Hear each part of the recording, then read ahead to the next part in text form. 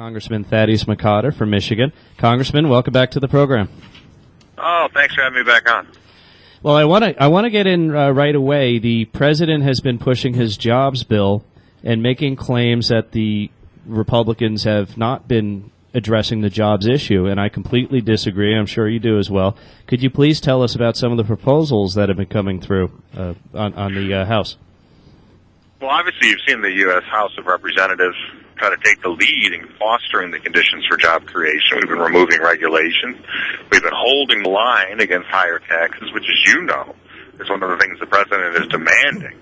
And we'll also, as we also know, we'll make sure that the economy stays stagnant in this period of time. We're looking at trying to revise many of the onerous rules that were put on the community banks and others through the Dodd-Frank legislation, which are making it harder for people to have access to credit and capital to grow this economy. So the U.S. House is doing everything it can, including passing trade agreements which will create jobs in the United States, some of which were actually backed by unions, which you would think would be very difficult.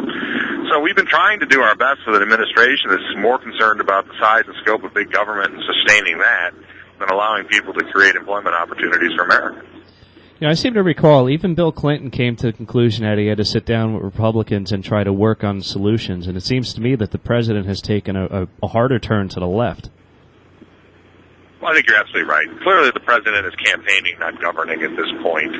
That's why I think that when he introduced Stimulus 2, the jobs bill, quote-unquote, the problem is that he did not talk to members of Congress, did not look even within his own party to see what was feasible or what would be beneficial to the American people. And that's why you saw the Democratic-controlled Senate reject it. I think when the president has to remember that the Congress is a separate equal branch of governance, whatever party it's in, clearly it's in both hands now, and try to get something done. It's in any type of human interaction where if you really want to get something done, talk to people ahead of time and try to find your common ground and then move forward. The president did not do that. He has been, and his supporters have been trying to demand the passage of a bill, which again, we've seen a twice as large version fail, put us deeper into debt, has not done anything to move the employment situation forward, has not created sustainable opportunities, and this one won't either. And Congressman, how are you? It's been my contention, and I really hope that the Republican Congress comes to this realization. I don't think he ever had intention of this bill being passed. I think this is simply a campaign tool for him to be able to say in 2012, the Republicans are nothing more than obstructionists. I would have created all these jobs. I don't think he knows it had no chance of passing. That's what I think this bill's all about. Well, if that is his intent, he's clearly had difficulty because the Democratic-controlled Senate did not pass it. As you know, it failed. Oh, absolutely. So what the president's running into is unlike Harry Truman was able to run against an entire Republican Congress, both House and Senate. It was a very difficult period of time for the country after World War II, obviously, and the Republicans were newly back in power after a long period of time. But what you're seeing now is Republicans and Democrats starting to realize in the Congress, which is divided, that this plan is not the best way to go forward. They're expressing their concerns and putting forward different solutions. Now, as a commander-in-chief, as a chief executive officer, what you want to do is listen to the opinions of every individual, find out what is possible to get done, because clearly the American people want to see the conditions created for job growth in the United States. But the president has not taken that approach yet. He's still going on his bus tour. And I think that that's not the way to try to sell this, to pressure elected representatives, because as you've seen in the recent polls, his job performance keeps going down. People get this. As you've pointed out again, he's campaigning, not governing, and that's not what we need right now. Now, Congressman McCotter, we have a guest coming on, Peter Farrar, in a short while, who wrote a very nice article about you introducing some groundbreaking legislation regarding Social Security changes. And I believe the bill was introduced September 12th.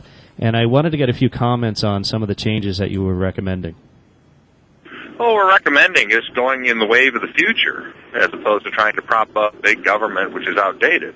We want to give people more control within Social Security over portions of their future benefits to be invested and saved so that they can grow through private markets and create capital and give people, again, more liberty and self-control within the provision of an entitlement benefit.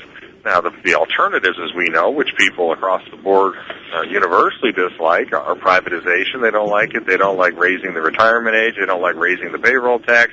They don't like cutting benefits. So we look for, Peter and I, we look for a way that we could do this without hitting those tripwires, and I think that we've managed to do it. And Peter can, obviously, he's a genius, so he can explain this very well. But the bottom line for individuals is an entire generation that doesn't think they're going to see Social Security to actually be able to start participating in the system and to see it grow over time and reduce the burden of taxpayers. And this is not just our supposition. It was scored out by the chief actuary of Social Security, who says it will work. And then, if it does work, according to him, it constitutes the largest reduction of government debt and spending in human history. Well, we really hope that... I'm sorry. We really hope that the rhetoric can get turned down on this issue and that both sides can come together knowing that we've got such a serious problem here and really come up with the solutions and get them passed. Well, absolutely, because if you don't like this, then my answer is, then which one are you going to do? Are you going to raise the retirement age? Are you going to cut benefits? Are you going to increase the payroll tax? Are you going to privatize this? What are you going to do if you don't like this? And they get kind of quiet at that point. So it'll take time. I mean, look, they call Social Security the third rail of American politics for a reason.